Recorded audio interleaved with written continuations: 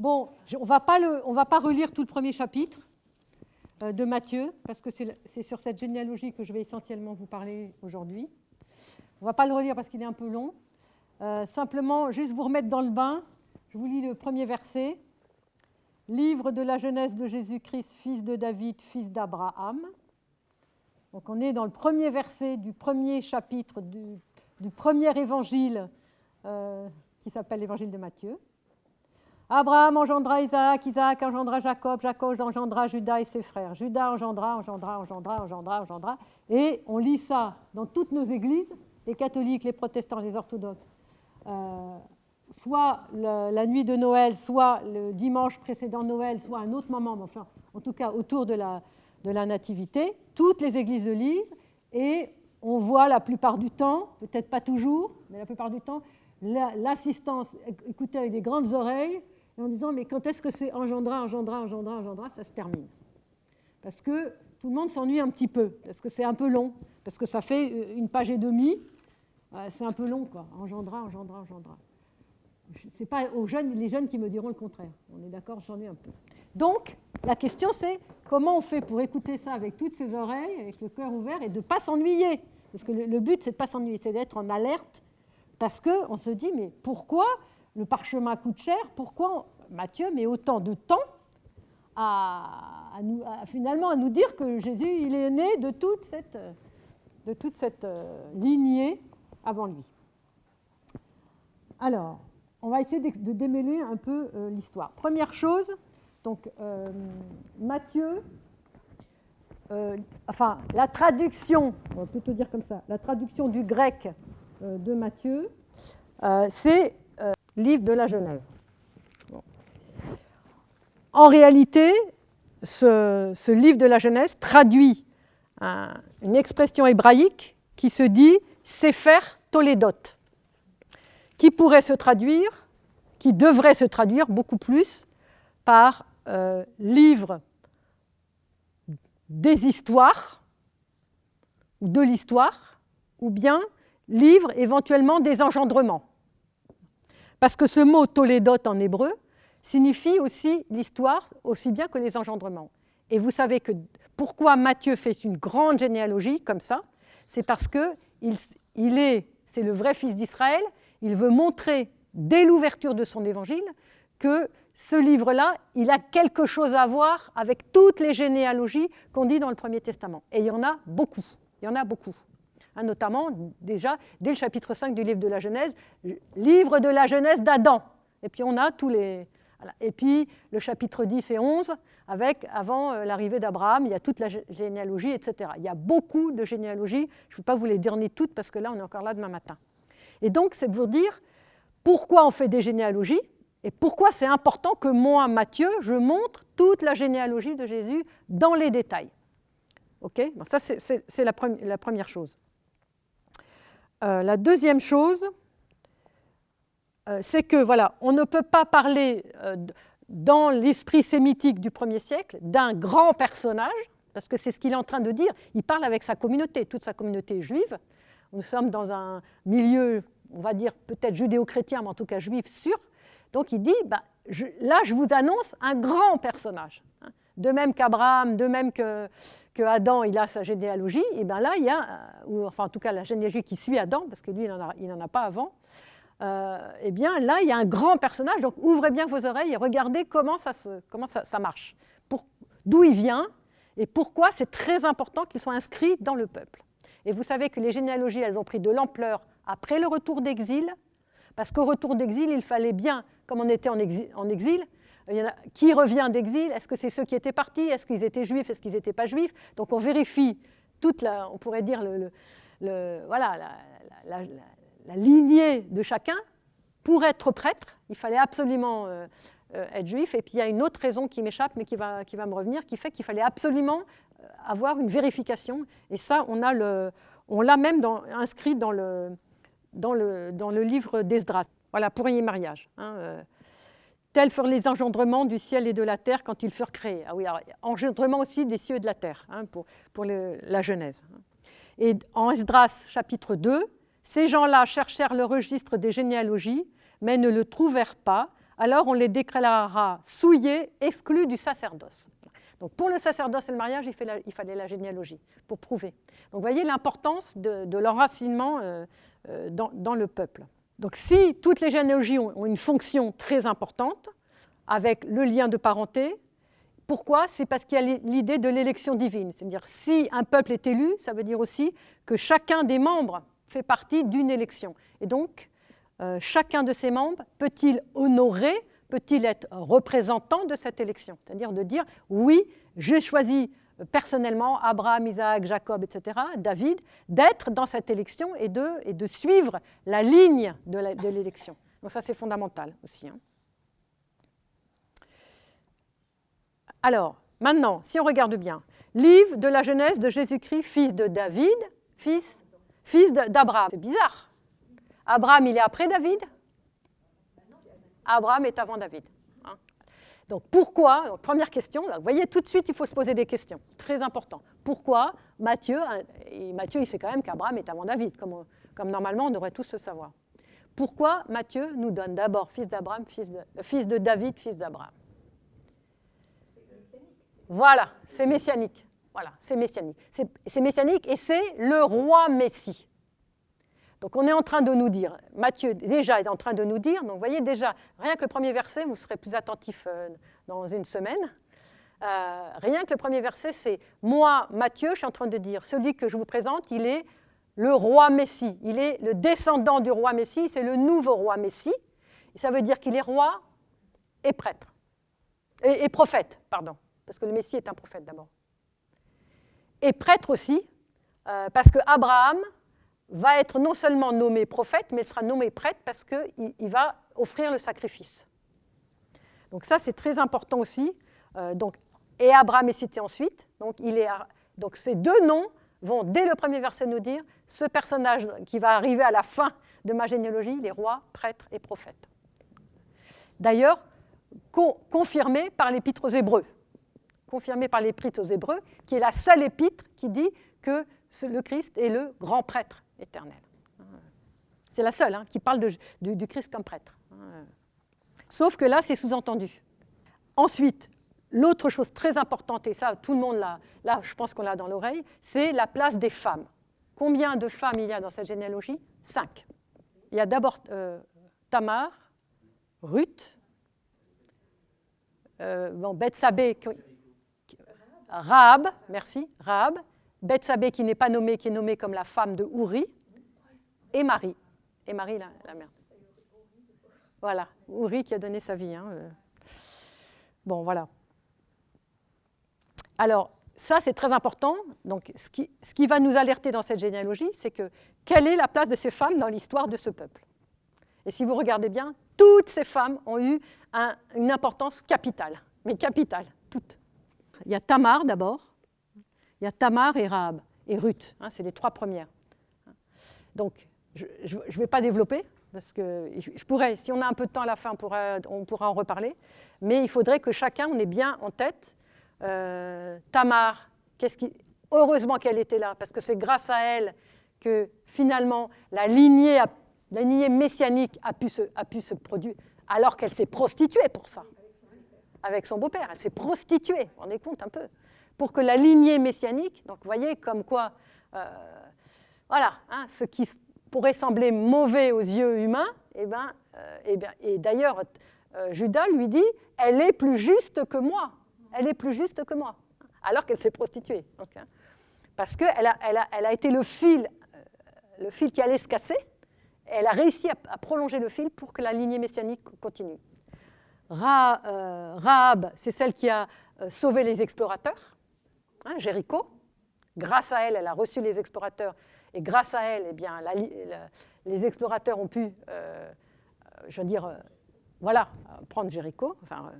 Et puis il y a Ruth la Moabite, elle aussi, c'est très important, parce que sans elle, la lignée messianique aussi aurait été peut-être interrompue, puisque et en plus, Ruth, c'est l'exemple même de la païenne, entre guillemets, en tout cas la non-juive, qui entre dans le peuple juif en suivant sa belle-mère Noémie qui revient à Bethléem, ou en tout cas dans le pays d'Israël, et elle lui dit, là où tu seras, je serai, là où tu seras enterré, je serai enterré, et là où est ton Dieu sera mon Dieu. Voilà. Donc elle entre vraiment par une foi convaincue et personnelle dans la lignée juive, on veut dire, hein, et du coup, elle épouse Boaz et elle engendre Oved, qui va être un des ancêtres les plus reconnus, en tout cas de la lignée du Christ, et qui est d'ailleurs aussi nommé. Hein.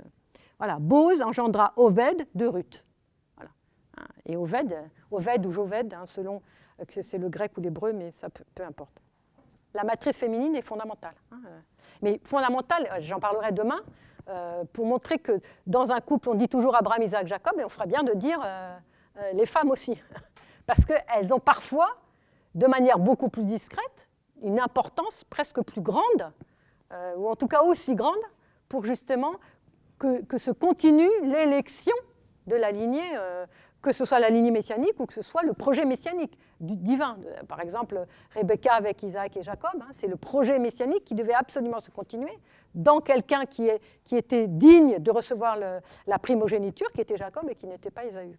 Alors après, il y a aussi cette idée que, et c'est ce que disent à peu près tous les commentateurs, et vous l'avez dû entendre 100 fois dans les homélies, c'est que c'est ces femmes, ou bien les autres aussi, hein, il y a tous les autres hommes qui sont mentionnés, là, hein, il y en a une quarantaine au moins, eh bien, c'est des pécheurs.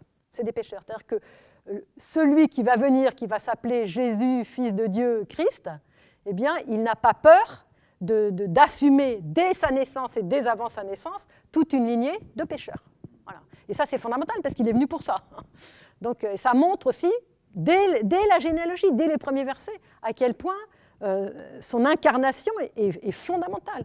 Moi, Dieu, je envoie mon Fils, je m'incarne. Moi, Fils de Dieu, je m'incarne parce qu'on est dans le monde déchu, tout simplement, et qu'il y a forcément des pécheurs, et qu'on en fait tous partie.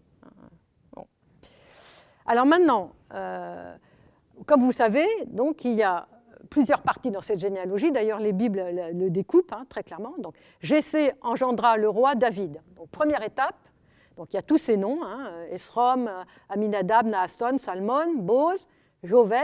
Jessé engendra le roi David. Point. Donc, première grande catégorie. David. Qu'est-ce qui se passe quand on arrive à ce point précis? David, on nous dit, il engendra Salomon de la femme d'Uri. Donc, David et Salomon, ils sont mis ensemble.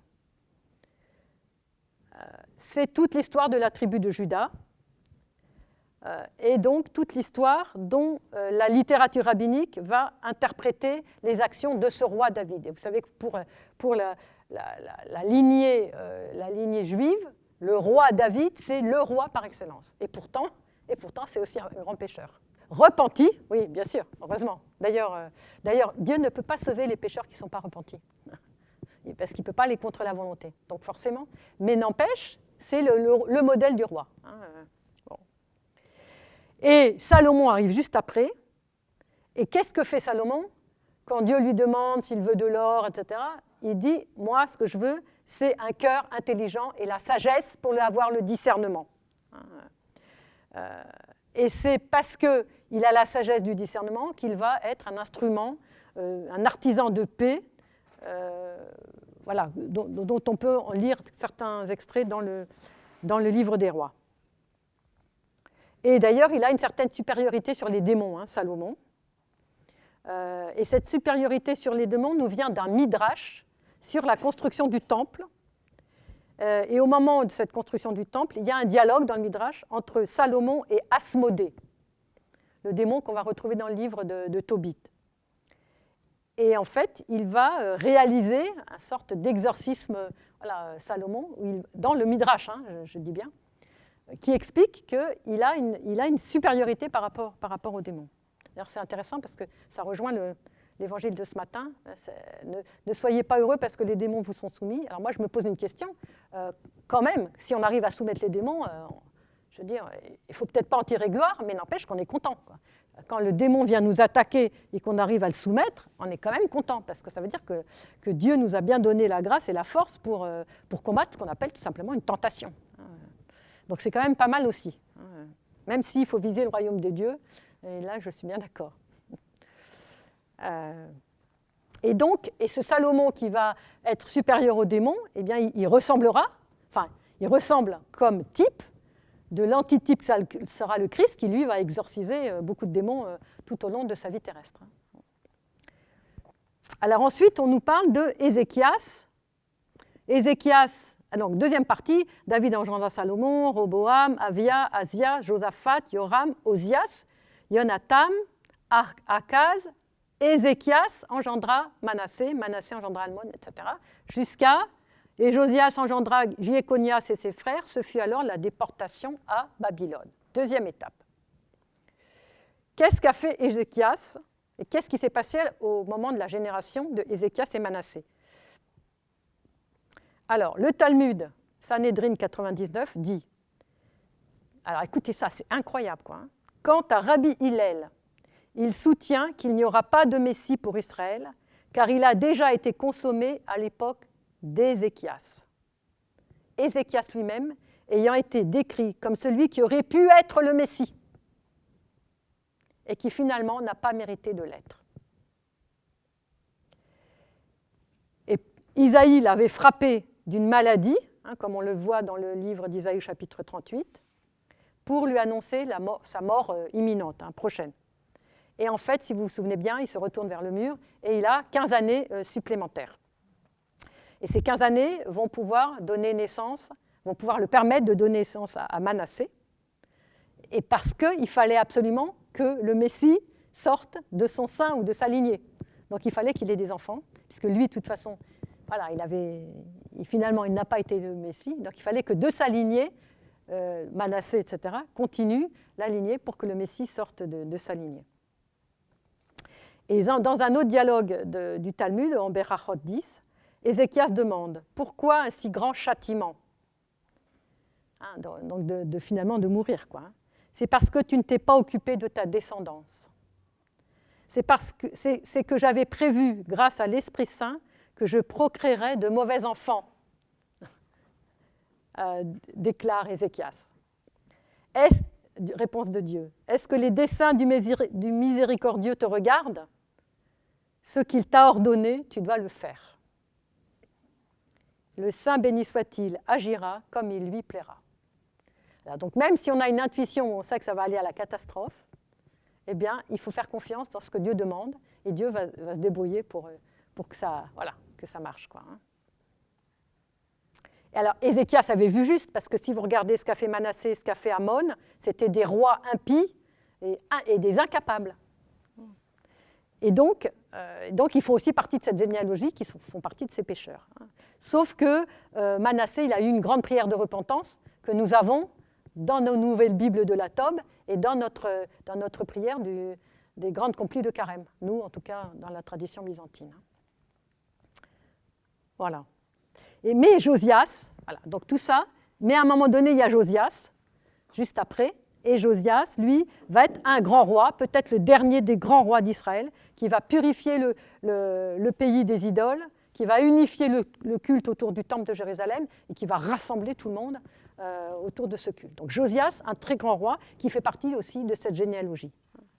Donc quand vous entendez Josias, quand vous entendez les autres, vous pouvez vous dire « Ouh là là », mais Josias, voilà, c'est un grand et il a vraiment fait retourner tout le cœur de son peuple pour s'orienter vers le temple de Jérusalem où il a unifié le culte. C'est à partir de lui que on n'avait plus tous ces petits cultes dans tout le pays d'Israël. On avait seulement à Jérusalem le culte autour du temple. C'est lui qui a unifié. Donc c'est très important parce que autour du culte s'unifie le peuple et après s'unifie toute une communauté, toute une nation. Bon, donc voilà. Et alors, ce qui est très intéressant, c'est que donc cette généalogie, et on est loin d'avoir fini, on va continuer, donc pour bien comprendre, elle va nous mettre en éveil comment la vie de chacun de ces rois ou de ces personnages s'est déroulée. Est-ce que cette vie était en accord avec la parole de Dieu? Est-ce qu'ils ont écouté la parole de Dieu et mis en pratique? Ou est-ce qu'ils étaient en opposition à la parole de Dieu? Et notre liturgie, notre hymnographie du dimanche de la généalogie, l'hexapostylaire, nous dit la chose suivante. Donc c'est intéressant parce que si on est bien à l'écoute de notre propre liturgie byzantine, eh bien, il y a un écho avec l'Évangile. Voilà ce que dit l'hexapostylaire. Premier des patriarches et pères d'avant la loi, Abraham, Isaac et Jacob ont brillé par la foi comme des astres. Car c'est de leur flamme que tous les prophètes et les justes ont reçu leur lumière comme des lampes lumineuses. Puis ils ont éclairé de leurs rayons par leur vénérable prophétie la création tout entière plongée dans les ténèbres. Donc ils sont une lumière et ils sont des astres. Et les astres, vous voyez ce que ça peut résonner pour Noël. Ils sont les justes de toute la création. Alors maintenant, troisième chose dont je voulais vous parler, c'est de la construction de cette généalogie dont on entend tout le temps parler, puisque après la troisième partie, après la déportation à Babylone, Jéconias, Alatiel, Zorobabiel, Abiud, etc., Mathan engendra Jacob, Jacob engendra Joseph, l'époux de Marie, de laquelle naquit Jésus, que l'on appelle Christ. Total des générations est donc d'Abraham à David. Heureusement, il nous met sur la piste, Matthieu. Total des générations d'Abraham à David, première période, 14 générations. De David à la déportation à Babylone, 14 générations. De la déportation à Babylone, 14 générations. Qu'est-ce que ça vient faire, ces 14 générations? Qu'est-ce que ça veut dire? Qu'est-ce que c'est 14? C'est 2 fois 7. Premièrement, c'est 2 fois 7, donc on a 6 septénaires avec le 7e. Et le 7e, c'est la venue du Messie et toute la fin des temps, qui est comme un septénaire, sachant que le chiffre 7, vous savez, c'est... Bon. Mais c'est aussi 14 générations. C'est une demi-lune et une demi-lune. Donc on a une demi-lune qui monte, une demi-lune qui descend et une demi-lune qui monte. Et après la demi-lune qui monte, c'est le Messie. Donc on n'a plus de descente. Et là, on est renvoyé à l'Apocalypse, il n'y aura plus ni lune, ni soleil, il n'y a plus rien. C'est la lumière du Christ. C'est-à-dire qu'il n'y a plus besoin que la lumière de la lune descende, la pleine lune, parce que qu'est-ce qui va remplacer la lune? C'est le Christ. Et c'est écrit en toutes lettres dans l'Apocalypse. Je n'ai rien inventé. Donc ça, c'est fondamental d'avoir bien à l'esprit, sachant que le calendrier juif est un calendrier lunisolaire et que la lune est très importante. Toutes leurs grandes fêtes, c'est toujours à la pleine lune, ou presque toujours. Bon. Donc ça, c'est un premier point très important. Le deuxième point, c'est le nom David. Alors ça aurait été bien d'avoir un tableau, je vous aurais mieux expliqué. David. David s'écrit en hébreu, Dalet, Vav, Dalet. Vous savez que l'hébreu, comme le grec, et j'insiste bien, comme le grec, donc on devrait être familier, chaque lettre représente un chiffre. David 4, Dalet 4, Vav 6, Dalet 4. Ce chiffre, c'est 14. Donc David lui-même, dans sa graphie, porte la valeur numérique de 14. Donc il y a bien l'idée de cette royauté qui monte, qui descend, qui remonte et qui fait qu'elle ne s'éteindra plus jamais, quoi. Hein? Donc, et c'est pour ça que peut-être aussi que celui qui a écrit celui-ci est le roi des Juifs sur la croix de Jésus, eh ben voilà, il ne s'est pas trompé, quoi. Même si on sait qu'il ne s'est pas trompé par ailleurs, mais en plus, ici, on a encore une confirmation que c'est bien lui le vrai roi de la création. Et donc, cet événement majeur de l'incarnation de Jésus arrive au sommet de cette troisième lunaison, demi-lunaison, enfin pleine lune. Et donc, on peut dire aussi qu'il y a une insistance non seulement sur le roi Messie, mais sur la lumière divine incréée, qui est la lumière divine incréée du premier jour. Puisque après cette dernière pleine lune, on débouche en fait sur la lumière incréée, sur la lumière christique, sur la lumière messianique. Si vous vous souvenez bien, quel est le premier jour de la création? Et Dieu dit, et la lumière fut, que la lumière fut, vayomer, et que la lumière soit. Vayehi or, vayehi or, et que la lumière soit. Quel est le premier jour de la création? C'est un quel jour de la semaine? C'est un quel jour de la semaine? C'est un dimanche. C'est le dernier jour de la semaine, c'est Shabbat. Et il se trouve que la tradition juive dit c'est cette lumière, puisque ce n'est ni celle du soleil ni celle de la lune, c'est la lumière messianique. Et on retombe sur nos pieds, avec le 7. Donc, allusion à la lumière divine incréée, que l'on va aussi retrouver encore une fois dans l'Apocalypse. Le soleil s'obscurcira, la lune ne donnera plus de lumière, les étoiles tomberont du ciel, les puissances des cieux seront ébranlées. Matthieu 24, donc c'est l'Apocalypse de Matthieu d'abord, avant celle de la fin, d'un air de dire, tout ça, ça va terminer, mais il y aura une lumière, qui est la lumière messianique, qui sera là, et qui est déjà, j'ai envie de dire de manière un peu cryptée, annoncée ici dans la généalogie de Matthieu. Et alors, du coup, on peut se poser la question, on peut se dire, est-ce qu'on a parlé d'Abraham, Isaac, Jacob comme des astres? On parle comme Jésus de la lumière incréée, bon ça on le sait, mais inscrit de manière un peu cachée comme ça, dès la généalogie, dès le premier verset de la Bible, quand Dieu proclame la lumière incréée.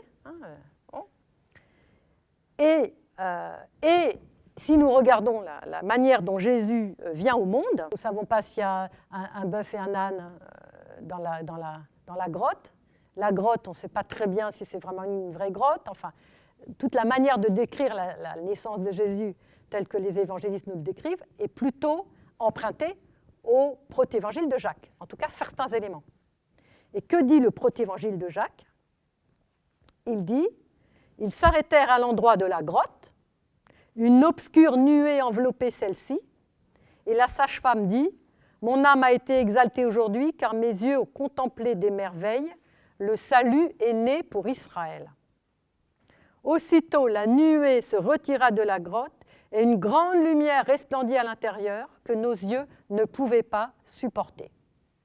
Et peu à peu, cette lumière s'adoucit pour laisser apparaître un petit enfant. Donc, tout ça, vous allez me dire, bon, le protévangile de Jacques, on ne le lit pas, c'est un peu... Mais tout ça, ça fait partie d'une tradition orale, que ce soit la tradition de la lumière du premier jour, que ce soit... qui forme une sorte de tissu, une sorte de patchwork, une sorte de puzzle qui commence à se créer et qui montre la cohérence absolue entre toutes les traditions orales, qu'elles soient celles d'Israël ou celles chrétiennes, et les évangiles. Et il se trouve que nous, notre tropère de la nativité, ta nativité au Christ notre Dieu, a fait resplendir dans le monde la lumière de la connaissance. Alors, il faudrait comprendre ce que c'est connaissance, il faudrait aller voir le grec, je ne sais pas si c'est gnosis, mais il faudrait peut-être aller voir le grec que je n'ai pas... Mais en tout cas, il a fait resplendir cette naissance. La lumière, donc on retombe encore sur cette lumière, que nous a expliqué dans la généalogie que de lune, la pleine lune, elle va disparaître et c'est la lumière qui va la remplacer. En elle, les adorateurs des astres, et nous revoilà avec les astres, que ce soit les astres des patriarches ou les astres que admiraient les païens, puisque là c'est par rapport à nos mages qui sont païens, apprirent d'un astre à t'adorer, ô toi soleil de justice, et à te connaître, Orient, venu d'en haut, Seigneur, gloire à toi. Donc voilà, j'ai envie de mettre toutes ces choses ensemble parce que c'est assez criant du point de vue de la cohérence. Et les bergers aussi sont entourés de lumière. Voilà. Donc cette lumière, et c'est très important, quoi. Et ce qui est très intéressant, c'est que si ma mémoire est bonne, et là nous avons je parle sous contrôle, si ma mémoire est bonne, on ne parle pas tellement, bien qu'il y ait beaucoup de lumière à Noël, que ce soit nos bougies, que ce soit comment on illumine nos églises ou nos maisons, on ne parle pas de cette fête comme une fête des Lumières. Mais la fête qui s'appelle la fête des Lumières, c'est la théophanie. C'est la théophanie. Or, ces deux fêtes sont ensemble. Au départ, elles sont célébrées ensemble. Petit à petit, on les a distinguées. Donc, ne mettons pas non plus trop loin la théophanie de la nativité du Christ. Et puis l'exapostilaire. Il nous a visité d'en haut l'Orient des Orients, et nous qui étions dans les ténèbres, nous avons trouvé la vérité, car le Seigneur est né de la Vierge. Nous qui étions dans les ténèbres, c'est-à-dire de dire, ça y est, il nous a vraiment visités, quoi. Alors, je ne rentre pas dans les détails par rapport à la généalogie, parce que si vous remarquez bien, il n'y a pas 42 générations. Enfin bon, il n'y a pas le compte. Pour ceux qui comptent en détail, il n'y en a que 13 au début. Enfin bon. Mais on ne va pas rentrer dans ces détails-là, ce n'est pas forcément le plus important. Mais ce qui est très important, c'est que l'histoire d'Israël, comme celle du monde, ne se finit pas avec l'incarnation du Messie. Elle continue au-delà de l'incarnation du Messie. Mais ce qui se termine avec l'incarnation du Messie, en tout cas pour une part des humains, c'est le fait d'engendrer. C'est-à-dire le fait d'engendrer ne va plus du tout avoir le même sens à partir du moment où le Fils est engendré. Et c'est logique. Pourquoi est-ce qu'il fallait beaucoup engendrer? Pourquoi est-ce qu'il fallait absolument, jusqu'aujourd'hui d'ailleurs pour les Juifs, qu'un rabbin soit marié, qu'un maître d'enseignement soit marié, que tout le monde, que les hommes se marient tous? C'est obligatoire dans le judaïsme, parce qu'on ne sait pas si ce n'est pas dans ta maison que va naître le Messie. Mais c'est très important ça. C'est fondamental quand on attend le Messie. Mais quand on ne l'attend plus, entre guillemets, même si on l'attend aussi d'une autre manière dans son retour, on ne l'attend plus sous la forme, là, puisqu'il est incarné et qu'il est remonté au ciel dans son corps, donc il n'y a pas de souci, eh bien, il y a une autre manière d'engendrer. Et cette seconde manière d'engendrer, qui est celle de tous ceux qui sont devenus moines ou célibataires consacrés, peu importe, qui ont décidé de donner cette capacité d'engendrement physique au Christ pour qu'il y ait un autre engendrement qui vienne. Et puis, de toute façon, même les couples et les familles peuvent aussi engendrer d'une autre manière. Mais cet engendrement-là, qu'on appelle l'engendrement spirituel, il a pris une place considérable, peut-être beaucoup plus grande, peut-être, je dis bien peut-être, parce qu'il y a aussi la conscience et la dimension de l'engendrement spirituel dans la communauté juive jusqu'aujourd'hui. Elle est même très importante. Donc voilà, après il faut mettre des nuances, mais cette nouvelle façon d'engendrer, elle naît avec le Christ. Et dernier point, c'est juste pour vous dire ce qu'a voulu aussi expliquer Matthieu, aussi avec toute l'histoire concrète de la nativité, avec les mages, avec Hérode, tout le chapitre 1 et tout le chapitre 2 aussi, qu'on connaît, on ne va pas la fuite en Égypte, etc. C'est de montrer le parallèle entre la naissance de Jésus et la naissance de Moïse. Il faut bien comprendre, il parle à une communauté juive.